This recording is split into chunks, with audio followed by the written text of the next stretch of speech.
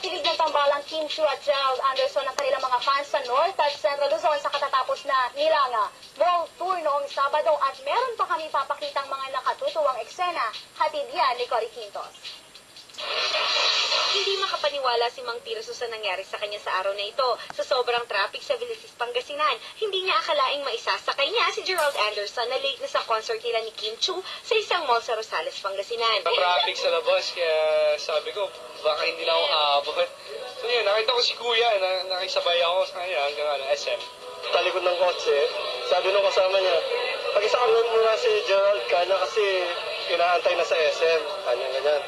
At nang dumating sa venue, kahit mahigit isang oras na naghintay, hindi natinag ang mga fans ng Kim Herald sa pagnanais na makita ang dalawa. Ganda po, ganda! Maganda si Gerald, guwapo si Gerald, guwapo, tapos si Kim maganda, grabe! Nagpapasalamat naman ang dalawa sa mainit na pagtanggap ng mga taga-Pangasinan sa kanila at patuloy na pagsuporta sa kanilang mga proyekto. Sobrang saya ng feeling, akala ko lahat ng mga artista hindi masyadong magiging close sa mga fans nila, pero ibang-iba siya, as in sobra, lahat ng mga kapamilya stars, super duper down to earth nila.